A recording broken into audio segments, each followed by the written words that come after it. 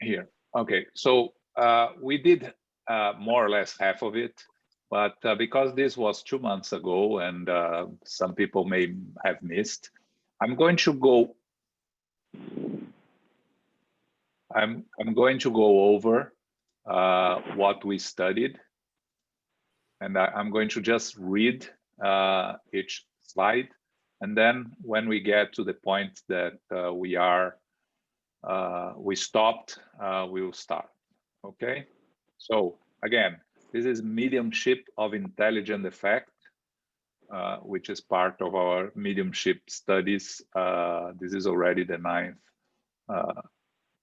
item that we have been studying. Okay, so the manifestations of intellectual phenomena produce results of a mental nature. That is to say, the communicating spirit will lead the medium to a certain mental intellectual elaboration when transmitting messages to those who are present.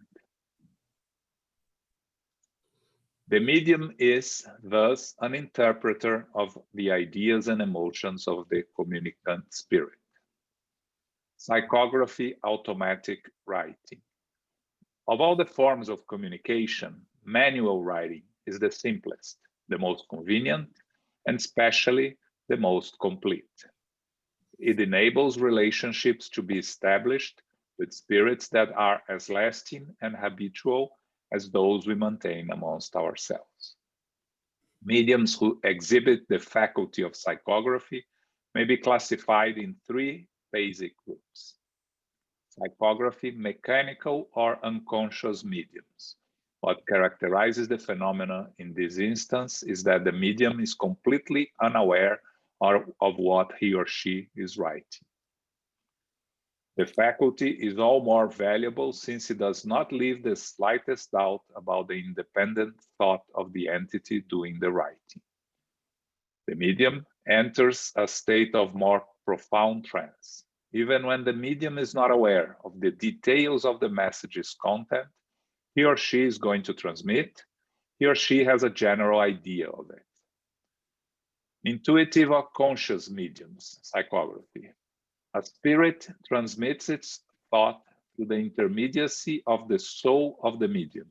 The spirit does not act directly upon the hand in order to make it right, but acts upon the soul with which it identifies itself. Here, we must note an important fact. The communicating spirit does not replace the medium's soul. In other words, it does not dislodge it from the body, and it is neither capable of nor desires of doing so. Rather, it dominates it apart from the medium's will and impresses its own will on it. The soul receives the spirit's thought and transmits it. In this situation, the medium is conscious of what is being written, although it is not a reflection of his or her own thought. Semi-mechanical or semi-conscious mediums, still on psychography. Semi-mechanical mediums feel their hand being moved without their willing it to do so. But at the same time, they are aware while the words are being formed or what is being written. With the first, the medium's thought appears after the writing. The second, before the writing. With the third, while the writing is in process. Semi-mechanical mediums are the most numerous. Inspire mediums. That's where we are now. Okay, so I'm going to read this and then we start commenting. All those who receive in either a normal or an ecstatic state mental communications that are foreign to their own preconceived ideas may be considered inspired mediums. All geniuses, artists, scholars, and literati are undoubtedly advanced spirits with the ability to comprehend and conceive of great things. And it is precisely because spirits judge them to be in possession of such abilities that, whenever they want to accomplish certain deeds, they suggest the necessary ideas to them. It is thus that in more instances there are mediums without realizing it. So I'm going to ask Elmo to comment, and then if you have any questions to anything that we read before, that's fine also. Okay, Elmo, go ahead. Yeah, okay. It's important to understand what was presented before the last time that we spoke. That in the process of mediumship, in all processes of mediumship, two things will always be present. What we call the trance, which is basically an altered uh, state of consciousness that may be very subtle, even perhaps unperceivable to the person itself, or maybe extremely deep with a person in a very deep trance. And that it will be always the approximation of two petty spirits, two spiritual bodies, okay, exchanging energies, exchanging thought.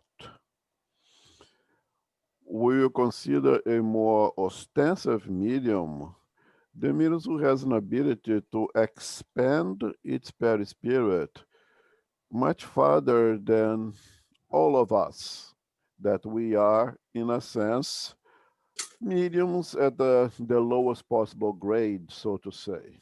Okay, we are all mediums 101, and more extensive medium will be mediums 10 or 1 and above, something like that. Okay, if you look back at item slide 7, we don't have to go back there.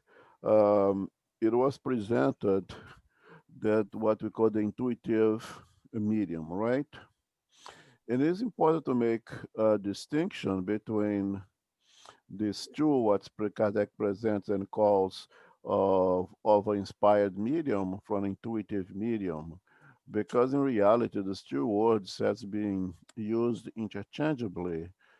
Some people may use the same word with the same basic meaning many different ways. But in the study of mediumship, in the study of spiritism, we're going to make a very specific distinction of those two words and try not to get them confused. As we saw in item 7, what Kardec calls the intuitive medium is basically the conscious medium. Okay? It is the medium who is aware of the phenomena happening. Okay? Um, and that's obvious. If you see on page uh, 287 of the medium's book, an inspired medium is basically all of us. It is a very subtle type of mediumship that most of us possesses. Okay,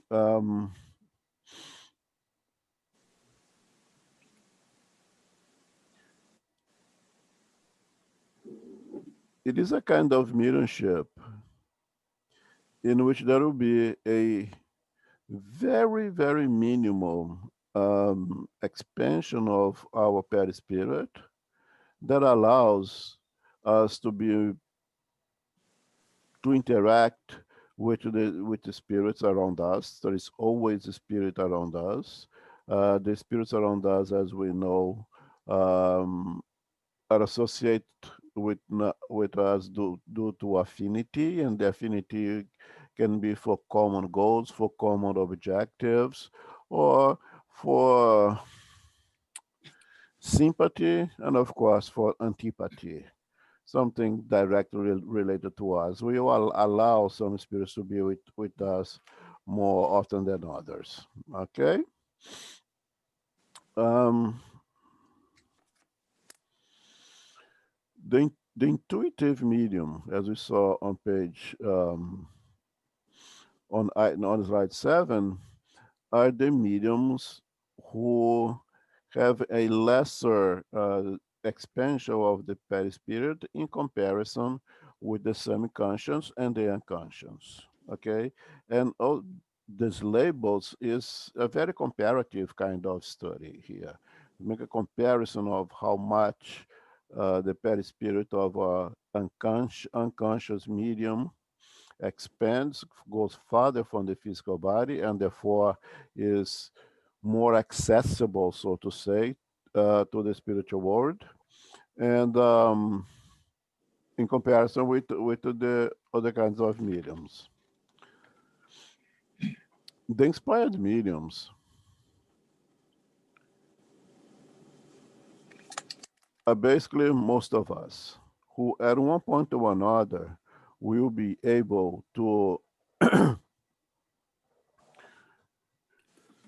to receive thoughts from other spirits, to internalize their thoughts and use the thought almost if it's our own.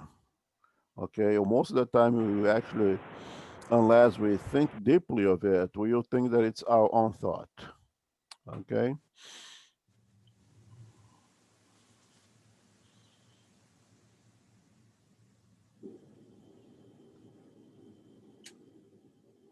There is this famous phrase by Thomas Edison that success is 10% inspiration and 90% perspiration.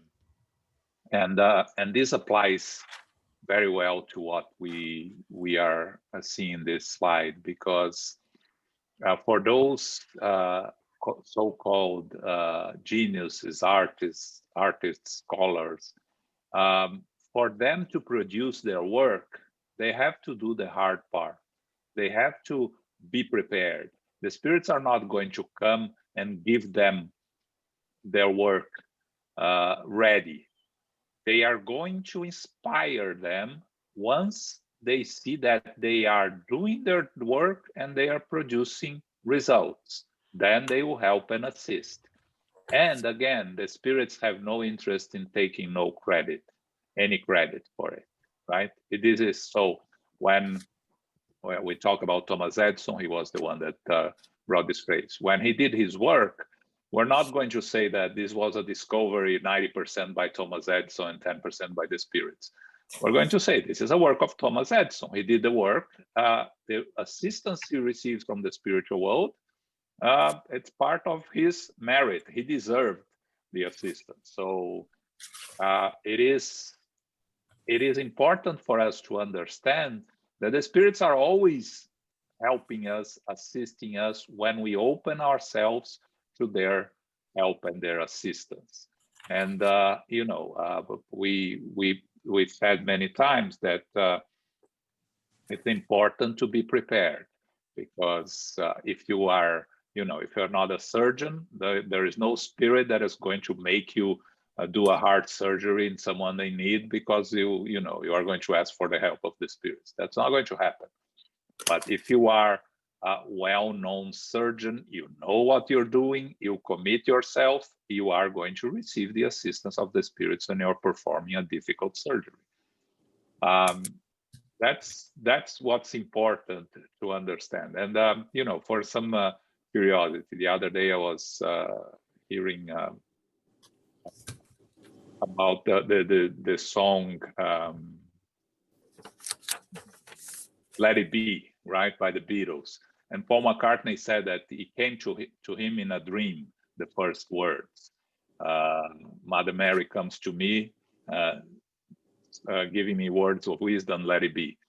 So what is this? It is exactly that, but with the difference that it came in a dream. And many of these artists, geniuses, they receive this inspiration in a dream.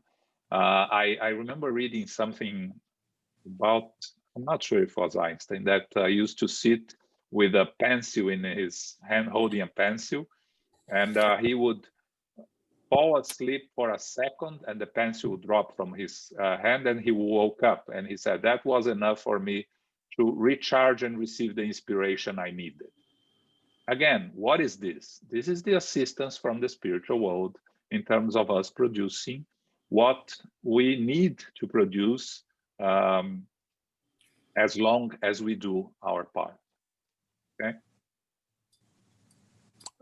I'd like to pay attention here to the fact that these inspirations, yes, we talk about the geniuses, the artists, the scholars, but it's a commonplace for the common people in our daily routine, basically. And Kardec kinds of warns us when he speaks of inspired media. I can quote him from the book when he say, "We may receive inspiration from the spirits who influence us either for good or evil, but it's mainly the help of those who want what is good for us, whose counsels we most often fall to follow. This applies to all the circumstances of our lives in the decisions we must make. In this sense, we could say that all are mediums, since there are none who do not have their protect and family spirits, who do everything they can to transmit good thoughts to their wards." So we are consistently receiving inspiration. The word is not receiving. They are consistently giving us inspiration. The question is, are we open to receive them? So let's say in a common life, somebody say something or don't say something, you get upset. And a voice inside of you say, let it go, don't respond, no, don't get upset, stay cool. We make decisions. If we if we if we act which actually against our nature, because in our nature we respond with, you know, give fire back when we receive fire, and we receive those thoughts and we act on it, it's likely an inspiration because it's something that you recognize that is not really in your nature. Very often when that happens, Kardec says here about this inspired mediums, it is somebody letting you know, putting thoughts on your mind that go somewhat different for your general behavior, with your general state of mind. When those things coming, with those thoughts coming, likely you are being inspired. Because we have a protecting spirit that is there for us, trying to help us in special those situations. And it would always be nice to kind of pay attention a little bit more, and perhaps would get us out of trouble many times. And when it comes to being the geniuses or those things, we have to go back to Jesus who say, to those much was given, more will be given, which seems to be kind of unfair, right? Well, if they already have much, they don't need anymore. Let's give to those who have less, right? It doesn't work like that. In order to a spirit to inspire someone to write in the writing of a symphony, to write a music, first of all, that person must have some knowledge of music, must be able to write musical notation, must like music, must make themselves receptive to the inspirations from the spiritual world. It's not that they will prefer to give instructions for the geniuses, for those high IQs. No, is that because they are better prepared to utilize, to use what those spirits have to offer. Because if Mozart come to me and inspire me to write a symphony, he will go mad, he will go crazy, he will waste his time. Cannot do that with me. He needs to find someone who understands the music, who knows musical notation. When he's inspired with terminology that used to music, it will make sense to that person. That's the reason. And it's a merit. The person who understand music, who was able to receive an inspiration from Mozart, develop for himself or herself that merit. It's not a gift. No. And all of us, as João said, in every area of activity, we will be inspired, we will be associated with the spirits, again, through affinity, who are there ready and willing to assist us.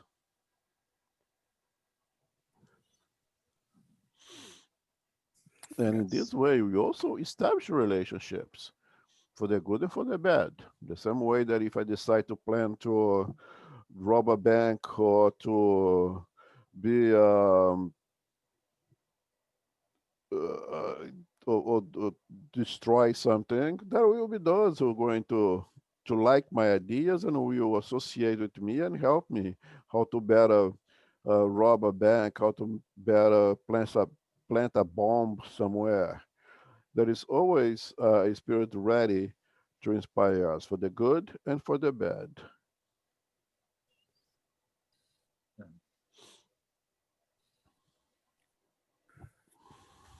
Okay, we have a composer here, so we have someone that can can tell us if how the inspiration comes, Ricardo.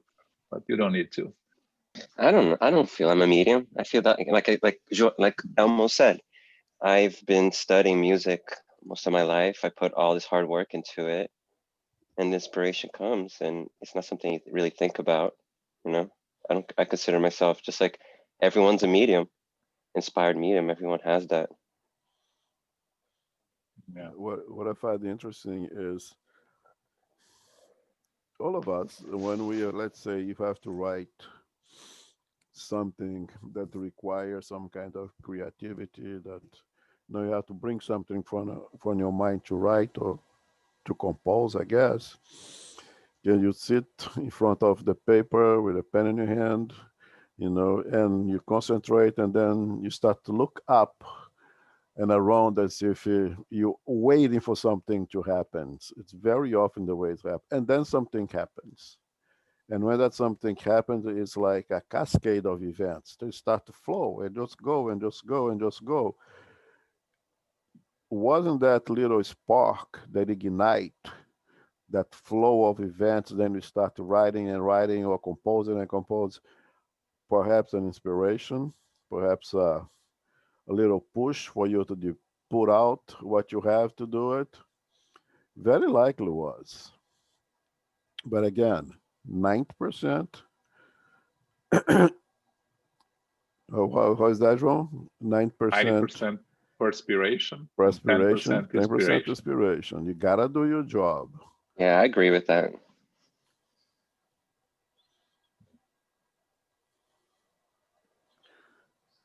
So don't Okay. expect that you're gonna pass the test because the spirit's gonna inspire to get the right answers.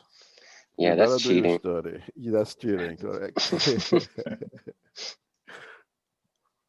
Yeah. All right. Okay. So psychophony, trance, mediumship. Psychophony or trance, therefore, is the faculty that allows the spirits, upon utilizing the incarnate's vocal organs, to deliver an audible message to all those who are present. In the discussion of psychophony by Kardec in the Medium's book, he starts to make a distinction of psychophony, which actually in the book he calls speaking mediums. It makes a difference from hearing mediums, which is important to make that distinction. A hearing medium, we will hear voices with the ears of the soul, so to say, or with the ears of the mind, if you prefer, but definitely not with our physical ears. The hearing medium will hear and will verbalize what it heard. It is different from psychophony or speak or as Kardec put in the speaking mediums, in which there is no hearing anything. There is a receiving of the thoughts and verbalizing what was received via thought. There is an approximation of two perispirits, the perispirit of the discarnate spirit and the expanded perispirit of the medium. As you see, I don't know, for those who are looking at the picture, you see the picture over there with the medium is the woman, and the medium uh, and the spirit passing the thoughts to the medium is that person with a angry appearance and shoveled.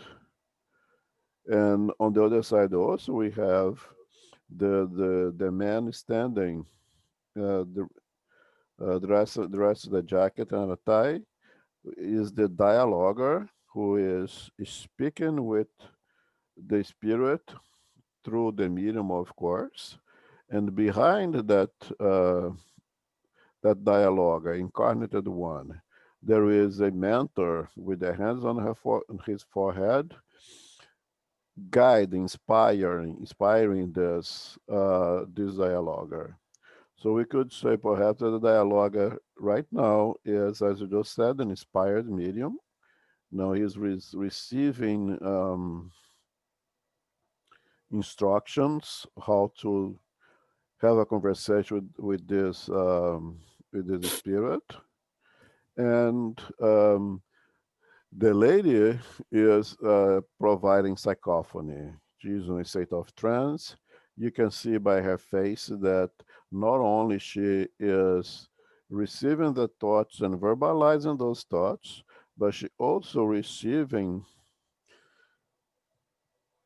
an injection of the energies of that spirit. You can see by the facial expression that she expresses that spirit's anger, distress. Right on her face, you can see that. That's a spirit that is very well, that's a medium that is very well in tuned uh, with, um, with the spirit. In psychophony, the medium would have to be in some kind of trance. Again, if it is mediumship, it's always going to be a state of altered state of consciousness. That will be a trance. It may be very subtle or maybe very deep. We can see that trance, a state of altered state of consciousness, is relatively deep. And the medium allows, it's very important that the medium allows the spirit to use the vocal apparatus of that medium. So when the two perispirits interact, if the medium is a conscious or intuitive medium, it during the approximation of the two perispirits, the thought of the spirit will be received by the perispirit of the medium. The medium, being conscious, will first receive the thought, will have a cognition of that thought, will kind of be able to know what the spirit wants to say, and will verbalize it, will allow it to go through the vocal apparatus and say it. A unconscious medium on a deeper, on a more expansion of the two perispirits, the same process will go through, but the big difference that it will bypass the cognitive part of the brain, meaning that in order for any one of us to speak, the brain has to send commands to the vocal apparatus, to your vocal cords, to your everything that allows you to phonate, to make sounds, right? Without that, you would not speak. If you're going to use your hands, your brain has to send commands to your hands for you to use your hands. Okay, any of those parts of the body, there is a part of the body that commands it. Very often there is a cognitive comes first. You think of it and you say it. Okay. In the unconscious medium, in the trance psychophony, that thought will go directly to the vocal apparatus, to the brain that commands the vocal apparatus, and the person, the medium, will speak the thoughts of the medium, unaware of what is the content, and yet in absolute control of the whole thing. It's a little bit hard to grasp that idea, this concept. Okay, so I can speak, a medium can speak the thoughts of the spirit in two different ways.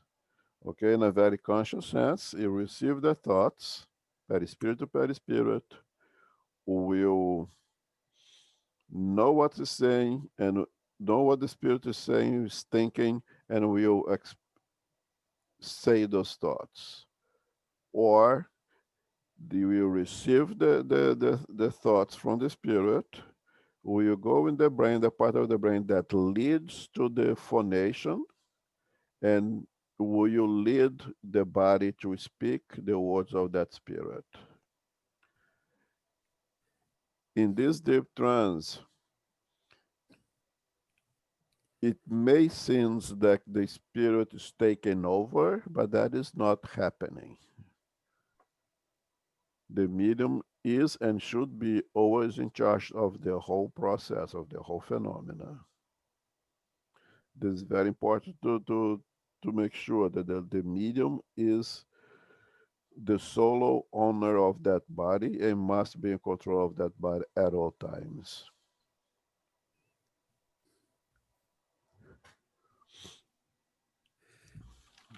Also important to notice in the picture the energy is flowing from one to another, right? So you see here the flows between the spirit and the medium, from the mentor to the dialoguer, and from the dialoguer to the medium.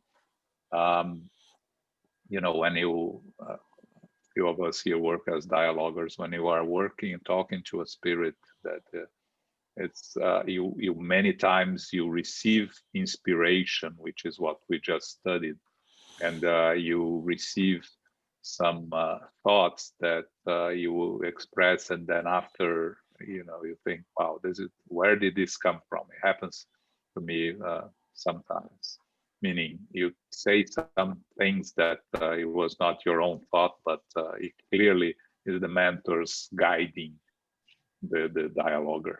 So, which is very interesting. Also, it relates more to the previous one than you know, in terms of inspired.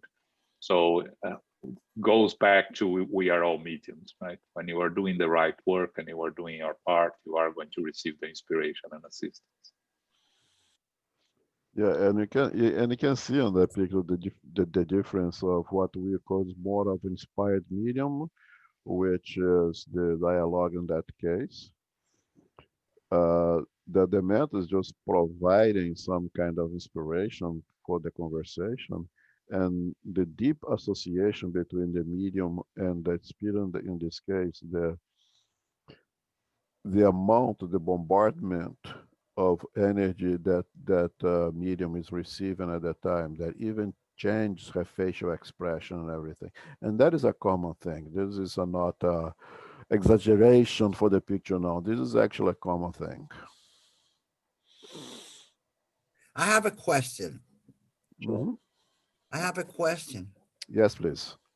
Okay, you're telling us that she even changes facial expressions.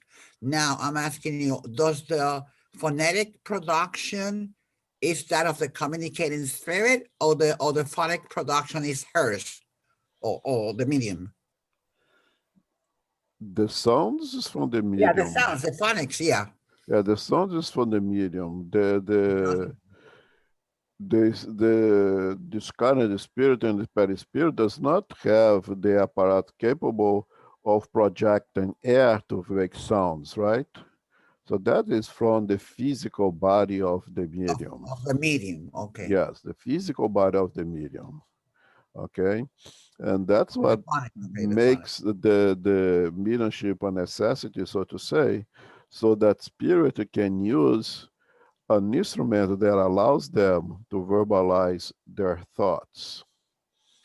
Because the spirit, with that perispirit, cannot produce sounds that can be heard by us, at least. Maybe can be heard in the spiritual world, but not by us.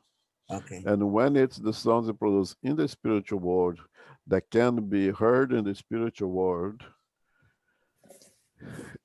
the hearing medium will hear not with the physical ears, the same way that the seeing medium don't see with the physical eyes, yeah. but with the commonly said with the eyes or the ears of the soul, which basically with the perispirit spirit complex, because by definition spiritism, soul is a incarnated spirit, right? And an incarnated spirit is never just a spirit, it's a spirit perispirit complex. Yeah, but the voice can sound different from because the medium, when they are in a trance, they can produce a different sound of their normal voice under the influence of the spirit. But it's really, as Elmo said, it's not the voice of the spirit. It's just how the medium is expressing itself. It can be, if it's a child, they can talk with a voice of a child, childish voice. If it's a suffering, struggling spirit, it can talk with an anxiety. So it will reflect what the spirit is feeling or expressing itself, but it's not the voice of the spirit, of course. Okay. All right. Sonambulic or unconscious psychophony or trance. Trance mediums generally express themselves without any awareness of what they are saying. In sonambulic psychophony or unconscious trance, the medium enters into deep trance due to the exteriorization of oneself in such a way that the physical body remains immovable. In this situation, the communicant spirit has greater control over the medium's physical vehicle, expressing itself more freely, as if the body were really its own body. But at all times, he or she is compelled to obey the medium. I feel that I went ahead when I spoke of the trance psychophony, and I spoke of the unconscious medium. As we studied before on the first part, and João read when he spoke of unconscious psychography, it is absolutely the same process, but now instead of utilizing the hands to write, to express the thought of the spirit will use the vocal apparatus to express their thoughts by phonation, by speaking out loud. And it's all related to the much further expansion or separation of the perispirit of the medium to its physical body, but always somewhat connected, not completely separated. Complete separation of the perispirit from the physical body equals death.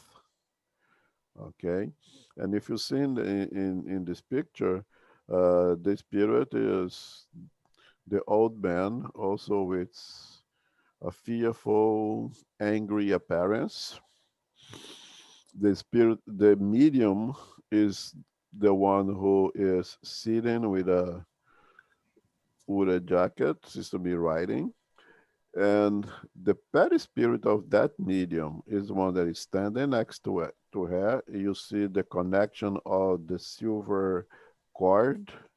I don't know if João can do anything to show the silver cord. Yeah, perfect. Thank you, João.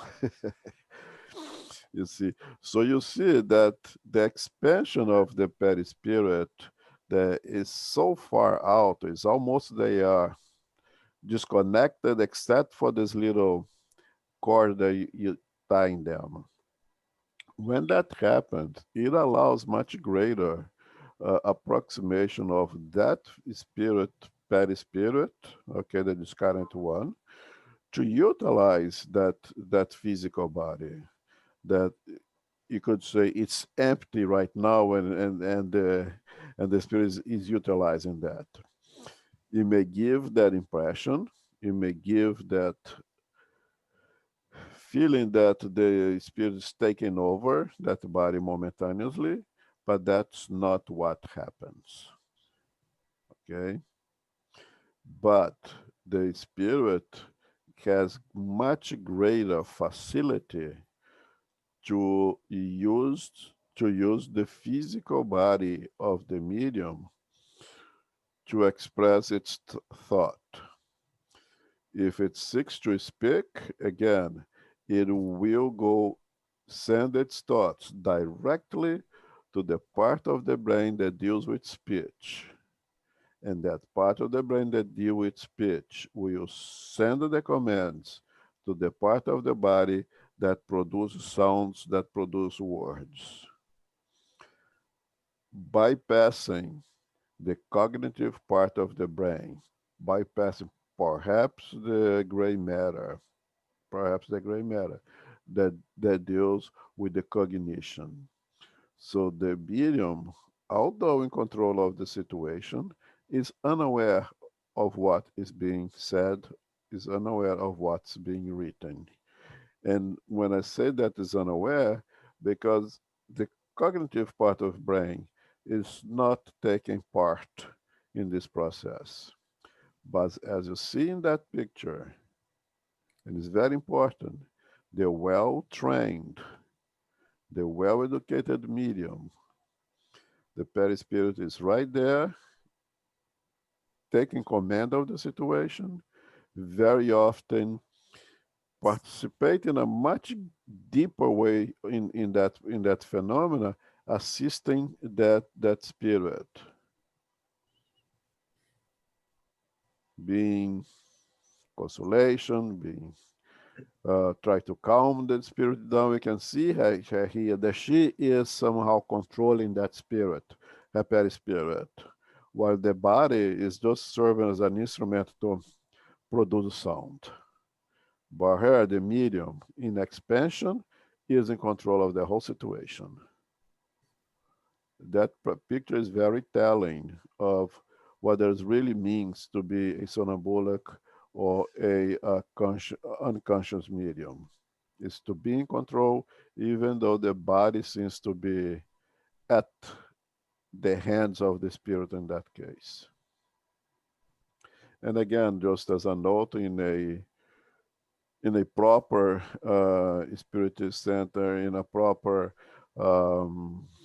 mediumship meeting that followed the guidelines suggested in spiritism, the whole process is very carefully performed with the assistance of many well-prepared spirits. And you see the case where all those in white would say the workers on the spiritual side of that spiritist center, which gives tremendous peace of mind to that medium that she can really expand herself, go out, let her body be used by that spirit, because the place is well protected, the medium is well protected from the spiritual side. If you do our part here, we have nothing to worry about.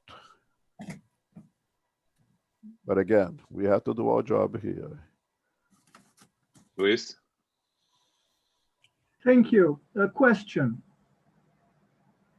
I always thought that in our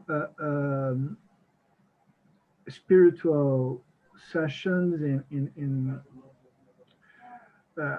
my English is not very good today, I'm sorry.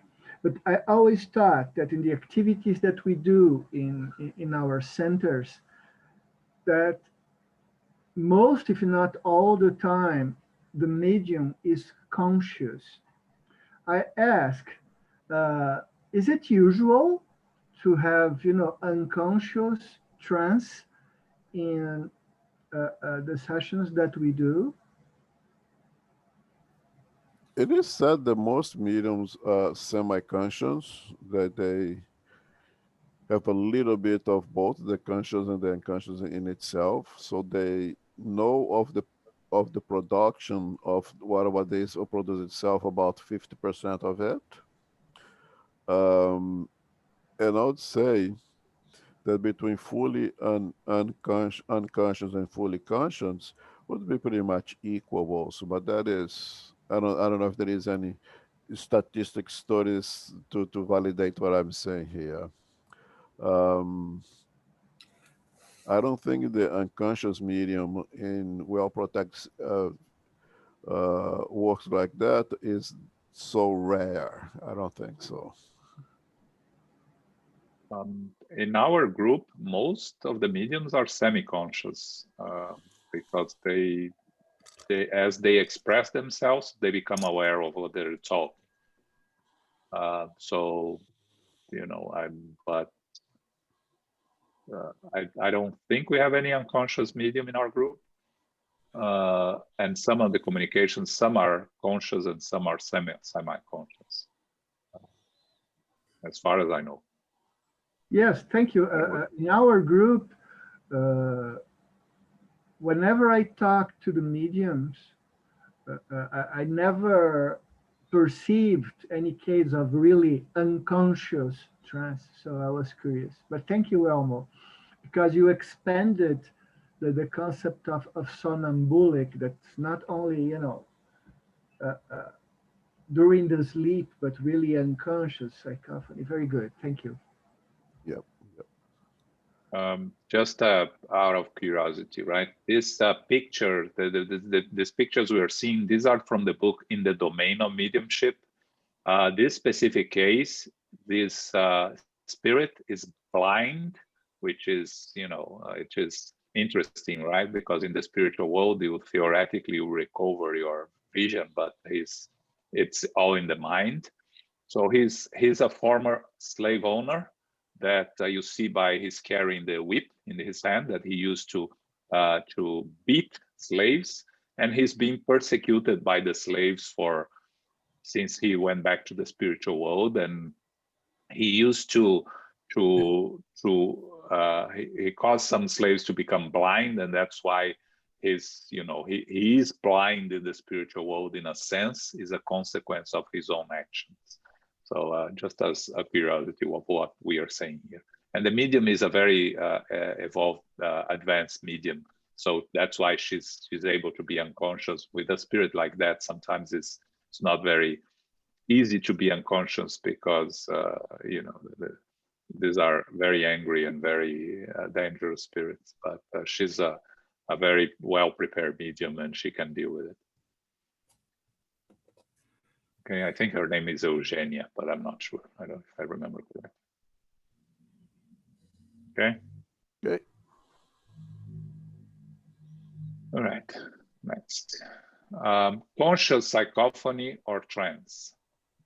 In conscious psychophony, trance, the medium can monitor the communication, controlling gestures and words of the spirit, because the thoughts of the spirit cross over the medium's mind before reaching the brain's field. The intuitive trance medium can even be partially away from the physical body. However, he or she maintains consciousness throughout the entire process of communication. We saw Eugenia's spirit move away from her body and stay a few inches from it. The visitor, aided by the friends who guided him, sat close by and leaned toward the medium. This is from In the Domain of Mediumship, chapter 6. Okay, so what we see here again, we already have covered that. By the way, in the Medium's book, Kardec will call the intuitive as conscious medium. So this is the two things it's saying the same thing, and it's all related to the degree of expansion of the perispirit from the physical body, okay, that will allow the approximation of the two perispirits. There is always in psychophony, there will be the approximation of two perispirits, one of the medium and one of the spirit. In this case of conscious, and it's conscious exactly because it will go to the mind, what they call the mind over there, I like to call the cognitive part of the brain. Okay, that's so if I am a conscious medium for psychophony, like in this case, in a state of trance, in a state of altered state of consciousness, I will expand my perispirit. I will separate a little bit myself from that physical body. In doing so, it creates room for the approximation of a spirit to come closer. In that proximity, I'll be able to receive the thoughts, and with the thoughts come the feelings, come everything. That's why we see the transformation in the face of the medium, conscious or unconscious. The conscious medium will also receive that energy. We will also be able to express the anger, the frustration, and so, of course, on the other side, it's true also, you always go to the negative, but the pleasure, the happiness, sometimes we receive mirrors, not spirits, not often. It's kind of rare, actually, that when they find out that they are discarnate, they are so happy, they feel so good about it. And you can see that on the face of the medium, even if the medium is conscious, because with those thoughts come the feelings. We know that feelings produce thoughts, thoughts produce words, produce action, right? So with the thought comes the feelings, come the emotions, and a spirit and a well-developed, well-trained medium, conscious or conscious, will express those as well. The difference is that if I am the medium, in a state of trance, expanded perispirit, or receive the thought, I bring this thought to my whole brain. So I'm able to know what the spirit wants to say, allow those thoughts to go to the part of the brain that leads to phonation. In the same process that I'm speaking right now, my thoughts, what you are hearing right now are my thoughts, the phonation of my thoughts. I will be able to create the sounds of the thoughts of that spirit. But it's the same neurological process. Part of the brain that deals with speech will send the command to my vocal apparatus and I will speak those thoughts.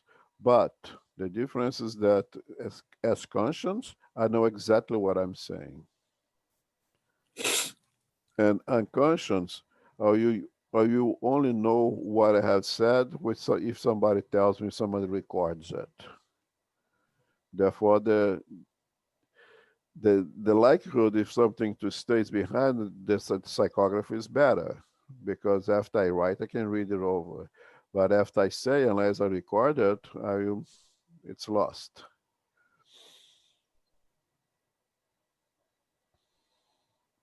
Okay, comments, questions?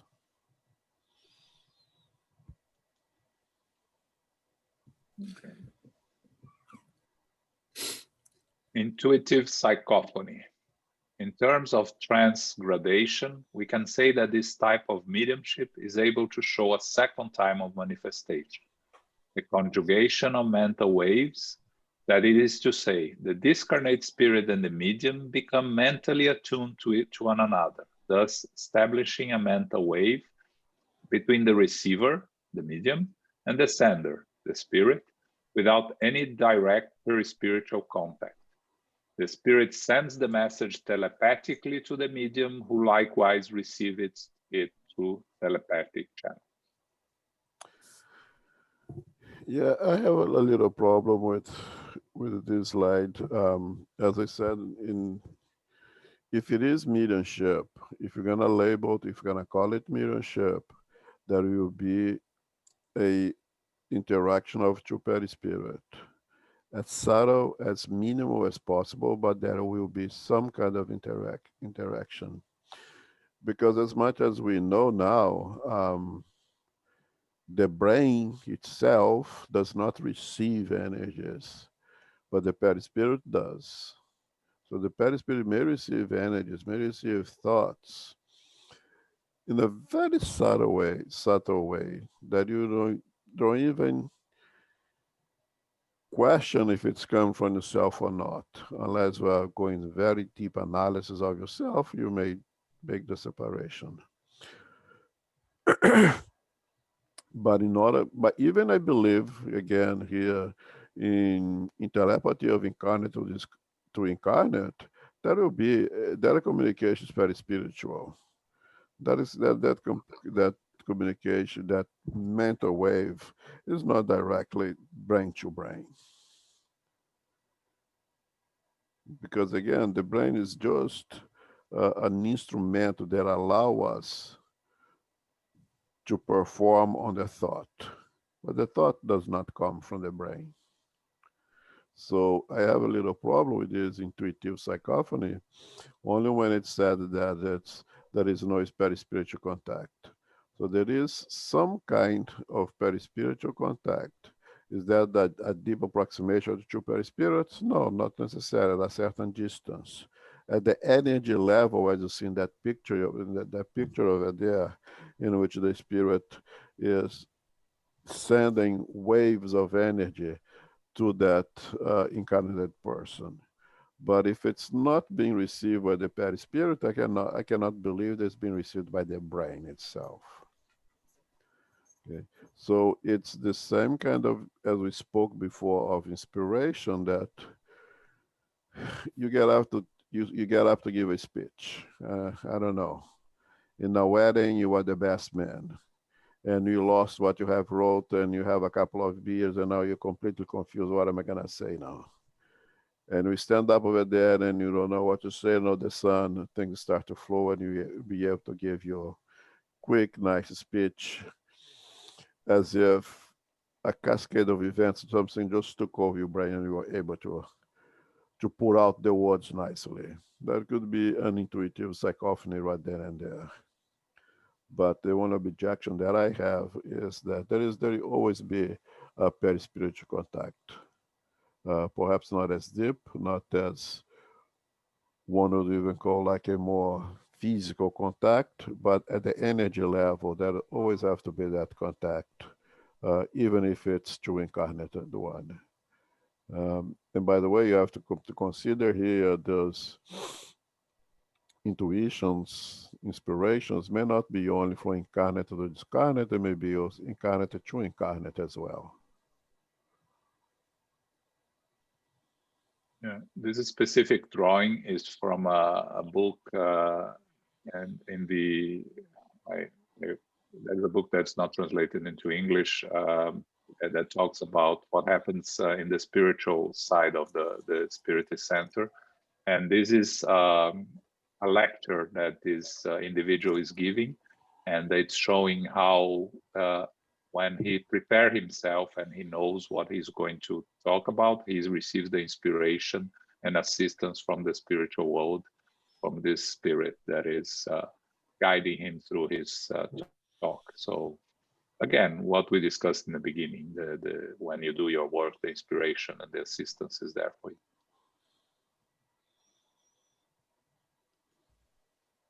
Okay. So good advices to mediums. Educate yourselves. fight your addictions, including the mental ones. Learn to be good, read uplifting books every day, seek God through prayer. So here, what we are saying based on what we learned from Kardec is the importance of studying. Educate yourselves. And for those that watched the lecture yesterday by Lígia Carvalho, very beautiful lecture about Christ the Consoler, she presented by the end the difference between learning and educating. Educating, learning is accumulating knowledge. Educating is a moral understanding and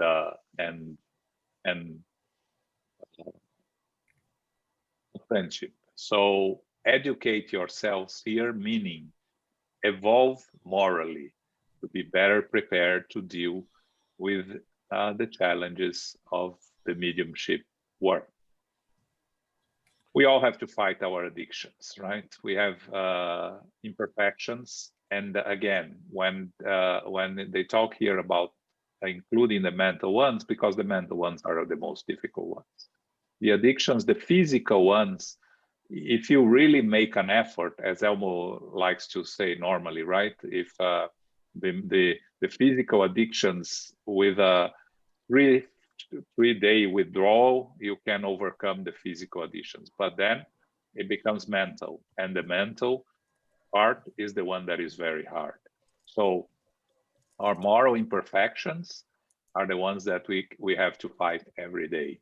Our moral imperfections are the ones that prevent us from doing a better work as being mediums. Again, we are not expecting mediums to be perfect beings because we are in this world of trials and atonements. We are all imperfect beings, so we are not expected to be perfect. When they asked Chico, Xavier said once that if he had waited for him to become perfect, he would never start the work. So we have to do our work. We have to do our part.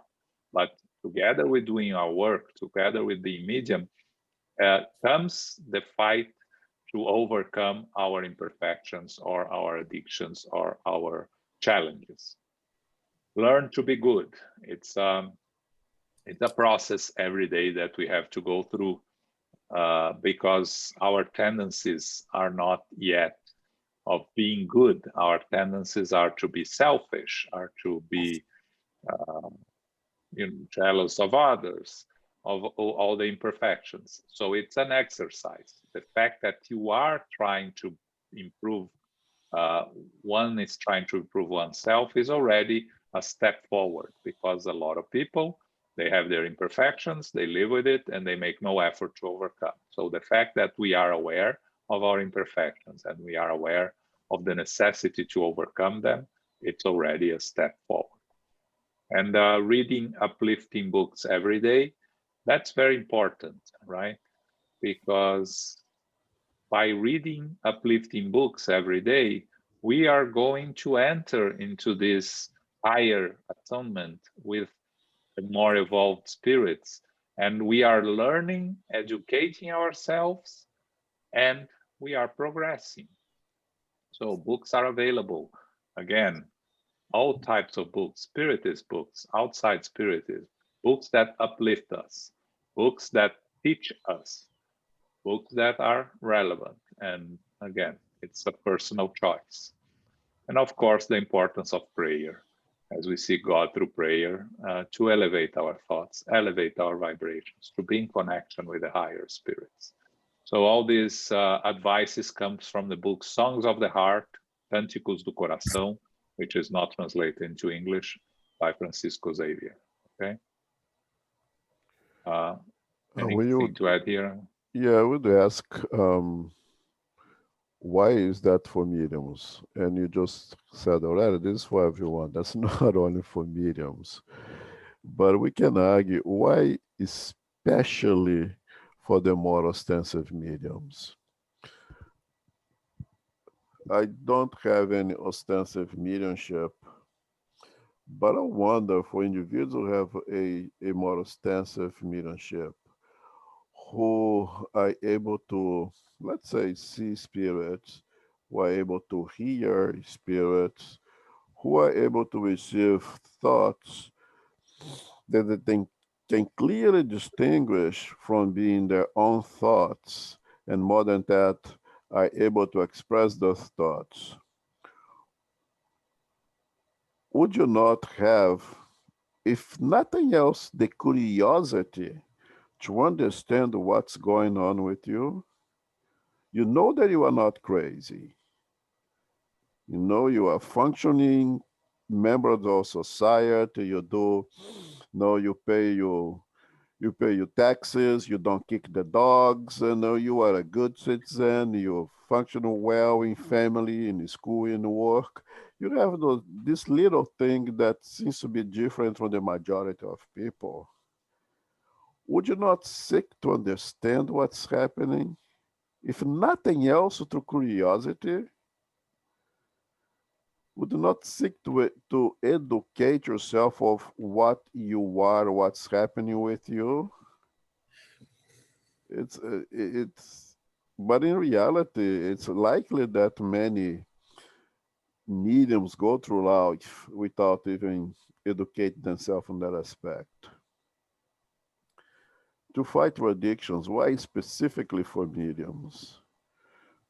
Because if I am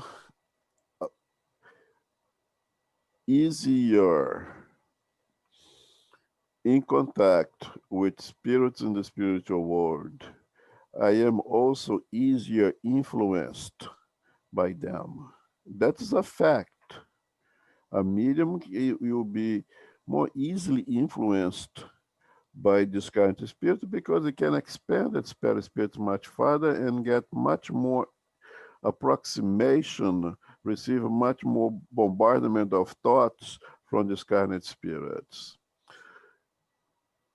So if I'm a medium and I have addictions, being just as an example, I mean, there's thousands of addictions, just say alcohol consumption in excess.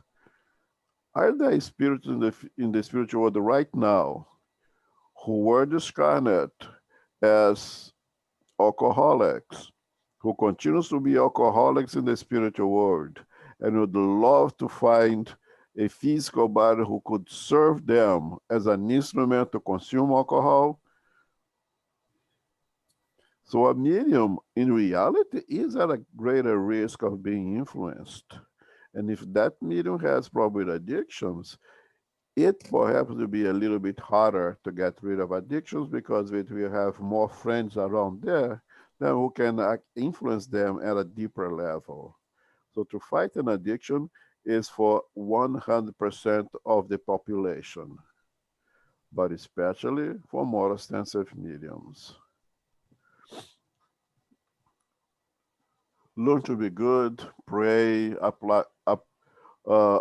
uh, make use of prayer, make use of good readings. What is that? Because you create that energy around you that will allow you to be surrounded by spirits who have affinity with being good, have affinity with good readings, have affinity with prayers and things related to God. It is a protective apparatus that you create for yourself. Since you are more likely to be influenced by spirits, you better be influenced by spirits who are on the side of the good, are on the side of the good reading, are on the side of God. And again, the choice is always ours. So this is 100% for all of us, but the medium has to be extra careful. Thanks. And Philip just make a comment that the title should be Good Advices for Mediums, not to mediums. Thanks, Philip. So I will correct later. So, Spiritism. The objective of mediumistic practice, according to Spiritism, is to receive advice from enlightened spirits, to teach higher moral awareness to those imprisoned in the web of vice and passion, to increase knowledge and clarity regarding our essential nature, spiritual origin, and ultimate destination. It is a catalyst for human progress due to the benefits it brings. So here, it's a wrap up of what is mediumship according to Spiritism. What mediumship means to Spiritism. The mediumistic practice in Spiritism is both to receive advice from enlightened spirits and to help those spirits struggling in a world of inferior passions, inferior vices.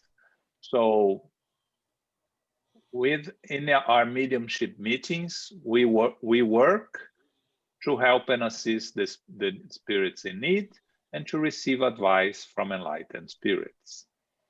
And by doing that, we are increasing our knowledge because we are learning more about the spiritual world. You don't only learn from enlightened spirits, you also learn from struggling spirits because you learn through their struggles, through their challenges, you learn what's the objective into avoiding these challenges.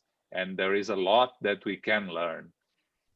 Sometimes the messages from the more enlightened spirits, for the superior spirits, they are uplifting, but they are in a much higher level that many of us are not able to reach because they are so high. And when these struggling spirits, these inferior spirits, the suffering spirits come, we can relate because they are really those around us and even ourselves and our daily struggles, our daily challenges.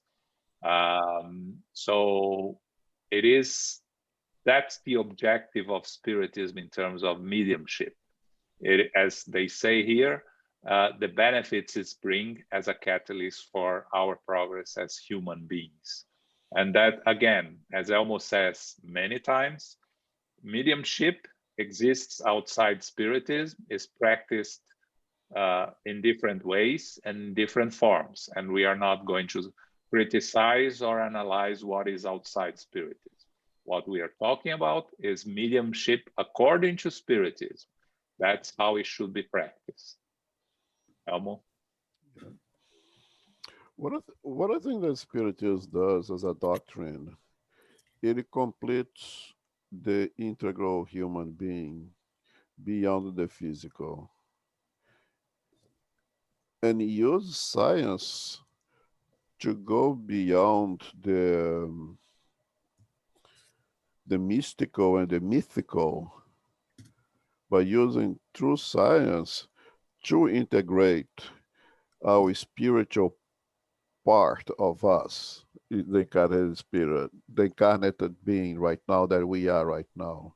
That you are much more than this physical body. And the objective of being right now, of making use of this physical body, is to gain knowledge, is to gain virtues. Two things cannot occupy the same space. So if I gain virtue, that means that I'm losing a vice, because two things cannot occupy the same space. If I gain patience, I lose impatience. And Spiritism is an excellent tool to help us in this integration of the human being, the complete being that's more than a physical body, and gives us the guidelines, so to say, to profit the most while you are here in this school, while you are here in this hospital, to cure ourselves of our vices, to gain the knowledge that we need. And knowledge it's only valuable if it's used, if it's applicable. Just like money. If you have, $100 billion in your bank account and you don't use it, what is it good? What is it doing? It's doing absolutely nada, neither for you nor for anyone else. Maybe the bank's profiting from it, but that's about it. Knowledge is the same thing. Philosophically, a flute is happy when it's being played because it was meant to be played. That's why the flute exists.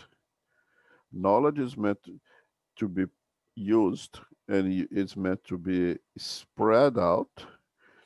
And Spiritism allows us to gain knowledge from those who know more than us in the physical or in the spiritual world, and give us the opportunity to spread our knowledge, what we gain from someone else, to those who have less, being discarnate or incarnate. So in a mediumship meeting, let's say of rescue, the reality is that the dialoguer, the members of that meeting are expanding their knowledge, being of knowledge of moral values or knowledge of intellectual values. Spiritism gives us is a tool, mediumship is a tool that allows us to gain knowledge and to participate in the expansion of knowledge. Renato? Hi. Can you hear me? Yep. Yes. Yeah, okay. Just because I missed the other class on this. Since the mediumship has a physical component in order to be practiced on the medium, in terms of the unconscious mediumship, any of that, psychophony, psychography, is there a physical component in that as well, or is related to the moral elevation of the medium? That would be the first question. The second question would be, in the process of learning and developing mediumship, should be a medium aspire to become an unconscious medium? Yeah, except in the case of inspirations, in which that we call when we are all mediums, for we all can be inspired by our guardian angels, by our loved ones, and by those who hate us as well. Except from that, all of mediumships, there is an organic component that our science does not understand well, that our science of spirituals does not know much as well, because the spirits will not do our homework for us. It's our job to understand our physical body. Most studies so far indicate that the pineal gland plays a major role as in the process of mediumship. So even for less ostensive mediums, as long as there is an organic component, the more ostensive medium, perhaps that organic component is better developed. Should a medium who is a conscious medium seek to be unconscious? I think that pretty much I know that organic component is already a new type of mediumship. It's pretty much established there. You can develop and make yourself a much better conscious medium. You can become a much better conscious medium, but I don't think you can become through exercise an unconscious medium. And that doesn't really matter. What matters is how educated is the medium. They will be able to perform equally, each one with their faculty, as long as they educated that mediumship that they have. And there is a third one that I forgot. What was the third one?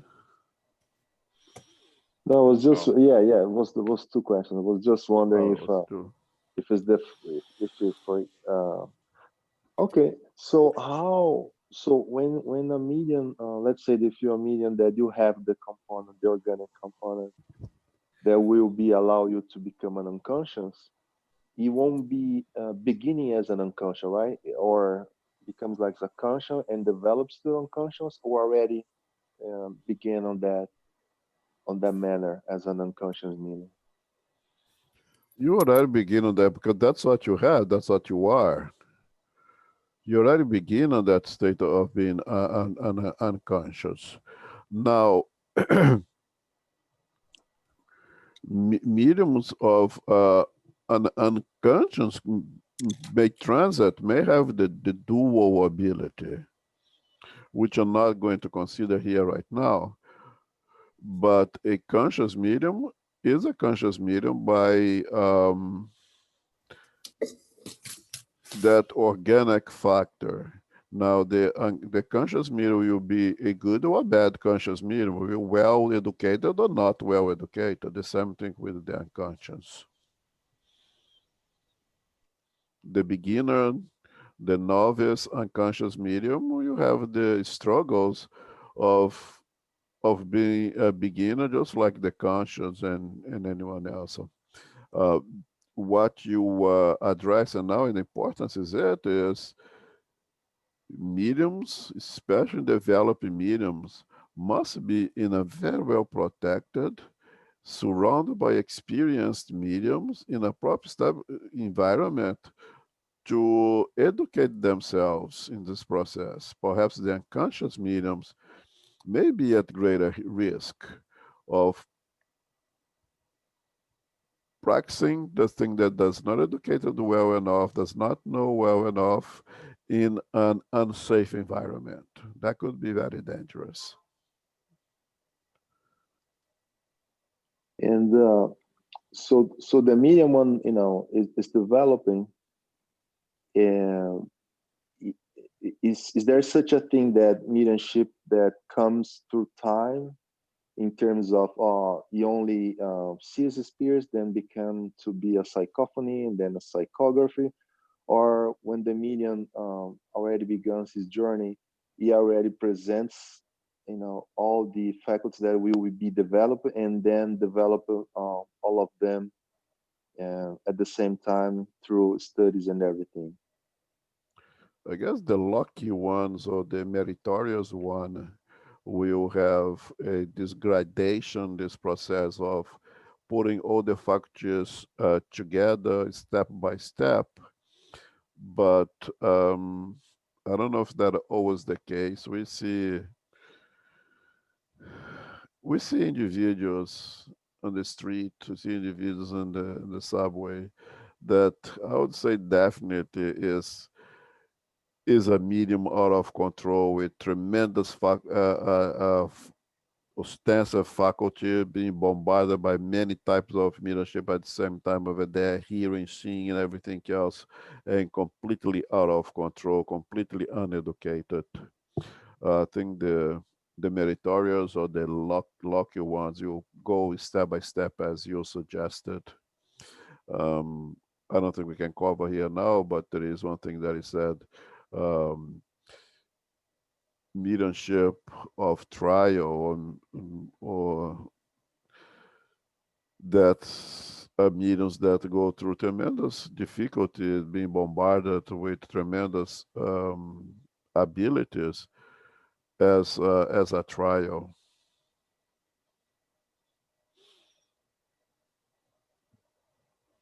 Yeah, Renato, Jussara, in the beginning, she was only a seeing medium, right? And when we moved to London, and she had to develop the other mediumship abilities, the psychophony and the psychography, because there was no use for seeing mediums there in the work that they did in London. So you go. You can change and develop as you need, or you cannot be all at the same time. It varies, depends on the medium.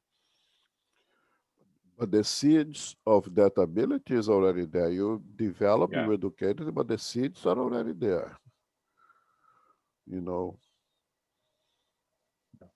not gonna So you're get saying that if the seed of, for example, seeing the spirits is not there, the medium could be produce the psychophony and the psychography without seeing nothing, like pitch darkness, and still do the other ability, right? Correct. If you don't have the seeds, if you don't have that organic necessary companion to foreseeing, no, you're not gonna create it. You don't have it.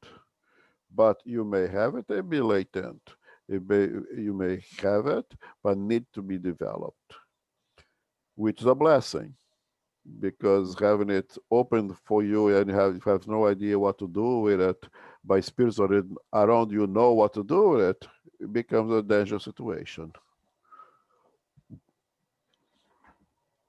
And if you think of go ahead, if you Joe. think in our group, Renato, there is one medium of psychophony that is very active, very powerful medium of psychophony, and never received a psychographic written message ever, right? So, yeah. doesn't she have it? I don't know. Maybe she does, but maybe she doesn't. Yeah, maybe she does, like Jussara. When there was a need to to use another faculty that is there already, she used it. Maybe that medium in our group don't see the need to go into that direction. Yeah, because I was reading on the domains of mediumship that, for those that, like I almost say, they are lucky, they begin with the psychography that is pretty much the first step. Let's see that way, and then develop towards the other ones.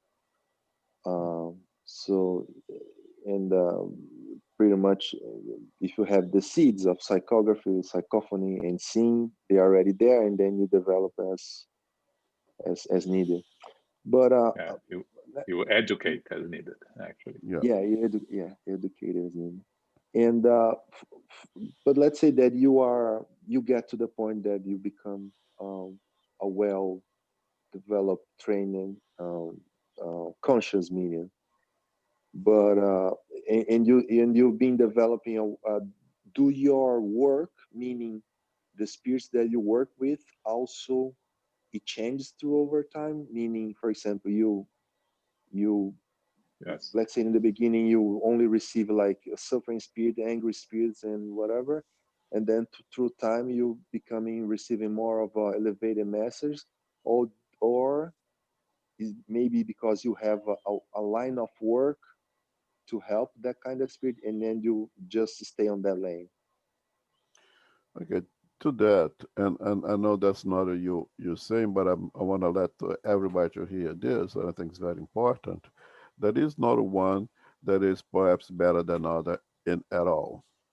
A well-developed conscious medium is just as good as a well-developed unconscious medium, and an uneducated medium of psychophony, of psychography, conscious or unconscious, is still equally uneducated. There is not one that is better than other. Okay? And well-educated medium of psychophony or psychography, let's stick with psychophony just for this example, will receive the most enlightened spirit that its moral content allows it to do it. And again, remember I said at the beginning, it's meritorious. For someone like myself with my ignorance to receive a message from a much higher spirit, like Emmanuel, perhaps be very difficult for Emmanuel to create that approximation with someone who is dumb like myself. Okay? Through my work, my education, I could receive a message from Emmanuel, but not right now. All right? A well-educated medium will receive messages from well-educated, highly evolved spirits, as well in a work of helping spirits, will receive the most rude, ignorant, angry spirit as possible as well. The well-educated medium will do the work of receiving spirits from the abysms of the lower zone, as we receive spirits from the higher spheres as well. A good medium is a good medium to do the work that is necessary. So in a work of rescue like we do, a good medium, you receive the most difficult ones, the ones who come in ready to kill anyone. And when it's time for the receive message from the manufacturer of the house, or you receive the most sublime, beautiful message as well. So what I'm saying that the good worker, the good medium worker, he will deal with the worst of the worst, and in terms of ignorance here, okay, and the most sublime of the most sublime equally. Chico Xavier did not receive only Emmanuel and André Luiz on the mediumship means of rescue. He received the worst as well, and that is very well documented in the. There is a book, Psychophonic Communications, and there is that funny case that he knew already there was a very, very hard spirit coming in, and he asked someone at the group to say, when the spirit comes in, give him all the gospel. And with the spirit coming in, that person pick up the book, a Bible, and start to beat up on Chico. Yeah. So he received the toughest, the most difficult spirits as well, and he received, this almost 500 books that we have. Okay. Thank you. Let's well, here we have to finish this. So to finish, we study mediumship for 2 whole lectures, and then Kardec comes to us and tell the most important thing in spiritism is not mediumistic phenomena, but its principles and its moral consequences. And that's very important, because a lot of people think that all that spiritism cares about is mediumship. And actually, what spiritism cares about, it's the principles and the moral consequences of our own actions.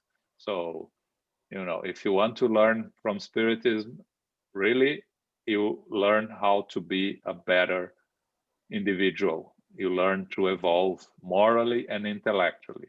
The learning about mediumship is important, it's helpful, but it is not the most important thing in spiritism. Okay. Elmo, any final words here? Yeah, no, I think I said everything. No, the mediumship is just another tool that it may use to educate ourselves morally and intellectually. And it's a tool that allows us to share what we have learned for those who know more than us with those who perhaps know a little less than us.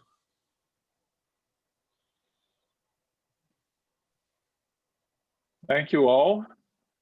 That was it. So now, before I ask Carol to do the final prayer, just a reminder, Sunday next week, it's the 5th Sunday of the month, so we are going to have our Q&A session. Instead of having it the first week of first Sunday of February, we are going to have a whole session dedicated to Q&A. So bring your questions, bring your doubts, so we can have a discussion, okay? Carol, can you do our final prayer, please? Sure. Thank you very much, John. Thank you very much, Elmo. Excellent. Infinite Creator, all goodness and grace, we are grateful today to be together to receive the studies, the lecture on mediumship, the essences and the details involving each form of mediumship, very detailed, very profound. We are grateful to our spiritual benefactors, the good spirits, those who are helping us, guiding us each day, those who are inspiring us to keep the faith, to keep the goodness in our hearts, and to be of service to others. May we continue throughout the week with our prayers, with our studies, with our mindfulness, and sharing these lessons with others who are able to receive them through our discernment. We are grateful for what we have learned today, and may we put into practice and study these details more deeply. We are grateful for the knowledge that we have received and for the benefits that we can be of service to others.